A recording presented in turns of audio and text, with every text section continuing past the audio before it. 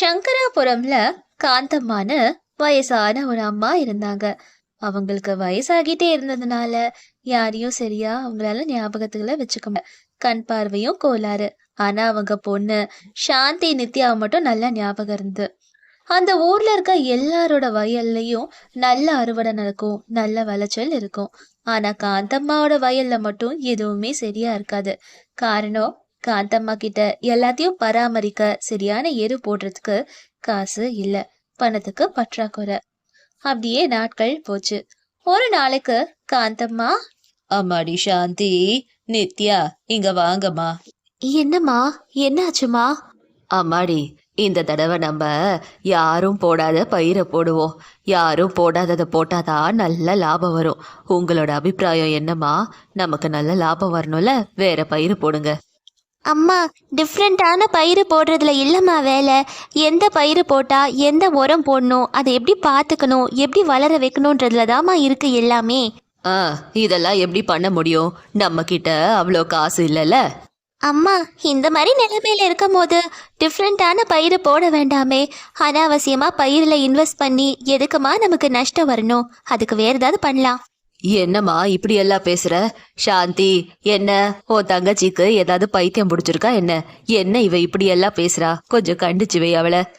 அம்மா, தங்கச்சி சொல்றதும் சரிதானம்மா. நம்மளே இது அதுன்னு ஏதோ பண்ணி குடும்பத்தை நடத்திட்டு இருக்கோம். இப்போ எதுக்குமா புது பயிரெல்லாம் வாங்கி பண்ணணும்? இருக்கிறதுலே எப்படி சம்பாதிக்கலான்னு பார்க்கலாமா? அப்பதான் கையை கடிக்காம வாழ முடியும். பொண்ணுங்க 2 பேரும் பேசுறத பார்த்து காந்தம்மாக்கு அழுகையே வந்துடுச்சு. நம்மளோட பொண்ணுங்க எவ்வளோ தெளிவா இருக்காங்க, கஷ்டப்படுறாங்களேன்னு தோணுச்சு. உடனே அவங்க 2 பேரையும் காந்தம்மா கட்டி பிடிச்சு இப்படி 2 பேர்கிட்டயும் சொன்னாங்க. அம்மாடி கண்ணுங்களா, நான் இவ்வளோ நாள் எதுக்கு தெரியுமா வயல்ல எதுவும் பண்ணாம எதையும் விற்காம அப்படியே இருக்க? உங்க அப்பா சாகிறதுக்கு முன்னாடி என்ன நடந்தாலும் விவசாயம் பண்ணணும்னு சொல்லிட்டு போயிருக்காரு. அதான் நஷ்டம் வந்தாலும் சரி, லாபம் வந்தாலும் சரி, பயிர்களை போட்டு அறுவடை பண்ணியே ஆகணும்னு நான் உறுதியோட இருந்தேன். அம்மா, நீங்க சொல்றதெல்லாம் சரிதாம்மா. இப்போவே நம்ம நிறைய இன்வெஸ்ட் பண்ணி நிறைய நஷ்டத்தை பார்த்துட்டோம். இப்போ புதுசாக நீங்கள் சொல்கிற மாதிரி பயிர் போடணுன்னா எங்கம்மா இருக்குது நம்மக்கிட்ட காசு? அதுலேயும் நஷ்டம் வந்துருச்சுன்னா நம்ம எப்படிம்மா கடன் அடைப்போம்? அது ரொம்ப கஷ்டம்மா. அம்மா, அக்கா சொல்கிறத யோசிங்க. நீங்களும் கொஞ்சம் யோசிச்சு பாருங்கம்மா. எல்லாம் நாங்கள் உங்கள் நல்லதுக்கும் நம்ம நல்லதுக்கும் சொல்கிறோம். சரிங்கம்மா, நம்ம வேணா ஒன்று பண்ணலாம். நல்ல விதைகளை எடுத்துட்டு வந்தோன்னா எரு போடுறதுக்கு மற்றதுக்கு எல்லாம் பிரச்சனை இருக்காது. ஆனால் அந்த மாதிரி ரொம்ப நல்ல விதைகளை நம்ம எங்கே போய் எடுத்துட்டு வர முடியும்? ஏம்மா, ஏன் எடுத்துட்டு வர முடியாது? எங்கே இருக்குது?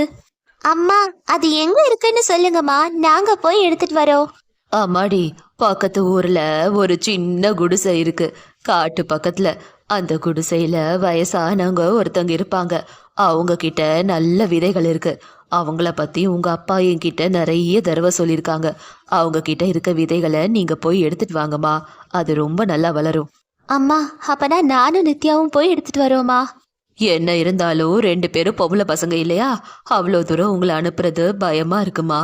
அம்மா, நாங்க பொண்ணுங்க இல்லம்மா, புள்ளைங்க. யாராவது எங்க கிட்ட ஏதாவது பண்ணணும்னு நினைச்சாங்க, நாங்க பாஞ்சிருவோம். எங்களை பத்தி பயப்படாதீங்க, நாங்க போயிட்டு வரோமா. ஆமாம்மா, உங்களுக்கு எந்த பயமும் வேண்டாம், நாங்க பத்திரமா போயிட்டு வரோம். சரிங்கம்மா, ஜாக்கிரதையா போயிட்டு வாங்க.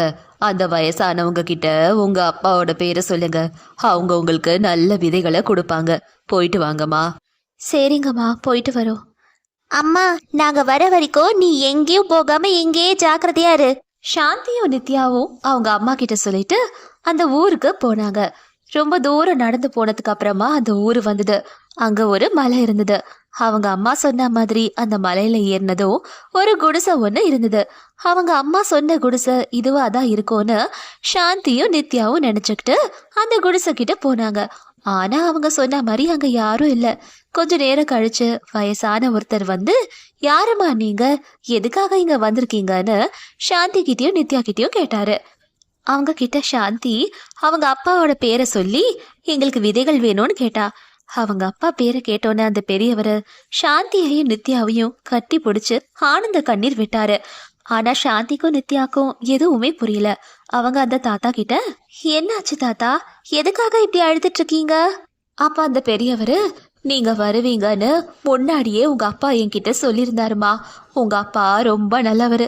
எங்க எல்லாருக்கும் நிறைய நல்லது பண்ணியிருக்காரு. உங்க அப்பா என்கிட்ட உங்களுக்கு கொடுக்க சொல்லி விதைகளை கொடுத்துட்டு போயிருக்காரு. கொஞ்சம் இருங்கம்மா, நான் உள்ள போய் அந்த விதைகளை எடுத்துட்டு வரேன் அப்படின்னு அந்த பெரியவர் சொல்லிட்டு உள்ள அவர் வீட்ல இருந்து ஒரு துணியில விதைகளை எடுத்துட்டு வந்தாரு. அதை திறந்ததும் தங்க விதைகள் இருந்தது. அதை பார்த்த சாந்தியும் நித்யாவும் ரொம்பவும் ஆச்சரியப்பட்டாங்க. தாத்தா, இது பார்க்க தங்க மாதிரி இருக்கே, உண்மையிலே இது தங்கமா என்ன? அதுக்கு அந்த பெரியவரு, ஆமாம்மா, இது உண்மையான தங்கம் தான். கொஞ்ச காலத்துக்கு முன்னாடி உங்க அப்பாக்கு இந்த தங்கம் எல்லாம் எங்க கிடைச்சதுன்னு தெரியாது. ஆனா இத அவர் என்கிட்ட கொடுத்து பாதுகாப்பா வச்சுக்க சொன்னாரு. சாகறதுக்கு முன்னாடி நிறைய விஷயங்களை சொன்னாருமா. தாத்தா, எங்க அப்பா ஏன் கவலைப்பட்டாரு? சாகறதுக்கு முன்னாடி உங்ககிட்ட என்ன சொன்னாரு தாத்தா? அதுக்கு அந்த பெரியவரு, உங்க அப்பா ரொம்ப கவலையில இருந்தாருமா. அடிபட்டு இங்க வந்தாரு. எதனால் அடிபட்டுச்சுன்னு எனக்கு தெரியாதுமா. அவரு சாகறதுக்கு முன்னாடி இந்த விதைகளை என்கிட்ட கொடுத்து, என்னோட மனைவியோ இல்லை என் குழந்தைங்களோ வளர்ந்து பெரிய ஆளாயி இங்க வந்தா நீங்க இந்த விதைகளை அவங்க கிட்ட கொடுங்கன்னு என்கிட்ட சொன்னாருமா. அவருக்கு உங்களை பார்க்க முடியலேன்னு நிறைய ஏக்கம் இருந்தது. இதை கேள்விப்பட்டோன்னா சாந்தியும் நித்யாவும் அழுதாங்க. உடனே அந்த பெரியவர் அவங்க 2 பேரையும் சமாதானப்படுத்தி, உங்க அப்பா இறக்கும் போது உங்க அக்கா ரொம்ப சின்ன பொண்ணு, நீ உங்க அம்மா வயிற்றுல இருந்த, இதெல்லாம் உங்க அப்பா என்கிட்ட சொன்னாரு.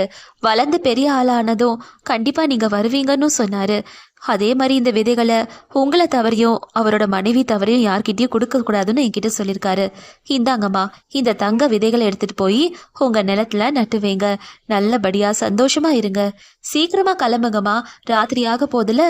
சீக்கிரமா கிளம்புனாதான் வீட்டுக்கு போய் சேர முடியும். ஜாக்கிரதையா வீட்டுக்கு போங்கம்மா அப்படின்னு பெரியவர் அந்த விதைகளை அவங்க 2 பேர்கிட்டயும் கொடுத்தாரு. தாத்தா கொடுத்த அந்த விதைகளை வாங்கிக்கிட்டு சாந்தியும் நித்யாவும் அவங்க வீட்டுக்கு நடந்து போனாங்க. ராத்திரி அவங்க காந்தம்மாவை போய் சேர்ந்தாங்க. காந்தம்மா கிட்ட நடந்த எல்லா விஷயத்தையும் சாந்தியும் நித்யாவும் சொன்னாங்க. அதை கேட்ட காந்தம்மா இப்படி சொன்னாங்க. அம்மாடி, உங்க அப்பா இறந்ததுக்கு அப்புறமா கூட நமக்கு நிறைய நல்லது செஞ்சுட்டு இருக்காரு. அவரோட லட்சியத்தை நீங்க 2 பேரும் தாமா நிறைவேற்றணும். எப்படியாவது நிறைவேற்றிருங்கம்மா. அப்பாவோட லட்சியம் என்னம்மா, உங்ககிட்ட சொல்லியிருக்காரா? அம்மாடி, உங்க அப்பாவோட பெரிய ஆசை நம்மள சுத்தி இருக்கிறவங்க எல்லாருக்கும் நிறைய நல்லது பண்ணும்.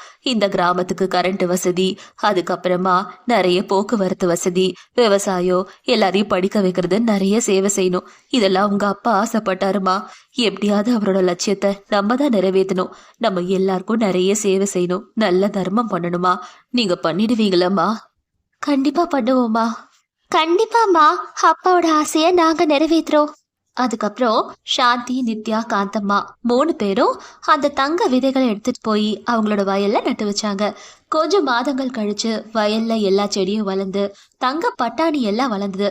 அதை பார்த்து ரொம்பவும் சந்தோஷப்பட்டாங்க சாந்தி, நித்யா, காந்தம்மா. இவ்வளோ நல்லா வந்திருக்கத நினைச்சு ரொம்ப பெருமைப்பட்டாங்க.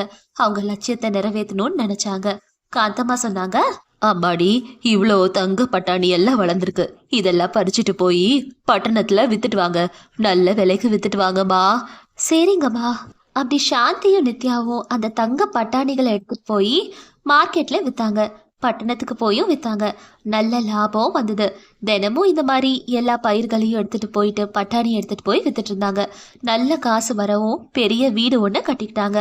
அவங்க போயிட்டு வரத்துக்கு ஒரு பெரிய காரும் வாங்கிக்கிட்டாங்க. நல்ல கோடி கோடியா பணங்களை சம்பாரிச்சாங்க. மறுபடியும் அதே விதைகளை போட்டாங்க.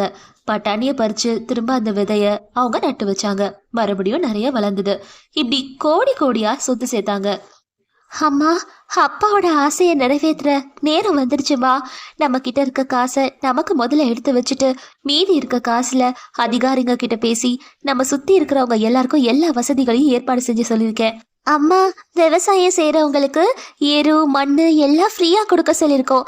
அதே மாதிரி ரோட்டு வசதி, கரண்ட் வசதி, படிக்க முடியாதவங்களுக்கு படிப்பு வசதின்னு ஊரில் இருக்க எல்லாருக்கும் எல்லா சௌகரியங்களையும் ஏற்பாடு பண்ணியிருக்கோமா. காந்தம்மா அவங்க பொண்ணுங்க 2 பேரும் இப்படி பொறுப்பா இருக்கிறத நினைச்சு ரொம்பவும் பெருமைப்பட்டாங்க. அவங்க கணவருக்கு அவங்க கொடுத்த வாக்க அவங்க பொண்ணுங்க நிறைவேற்றுறாங்கன்னு ரொம்ப சந்தோஷப்பட்டாங்க. இப்படி சாந்தி, நித்யா, காந்தம்மா அவங்களுக்கு போக மீதி இருக்கிறத நிறைய பேருக்கு தானம் தர்மம் பண்ணாங்க. ஊர்ல இருக்க எல்லாருக்கும் எல்லா வசதிகளையும் ஏற்பாடு பண்ணி கொடுத்தாங்க. யாரு கஷ்டம்னு வந்தாலும் உதவி செஞ்சாங்க. அவங்களோட பயிர்களை நல்லா பார்த்துக்கிட்டாங்க. நல்ல அறுவடை பண்ணாங்க.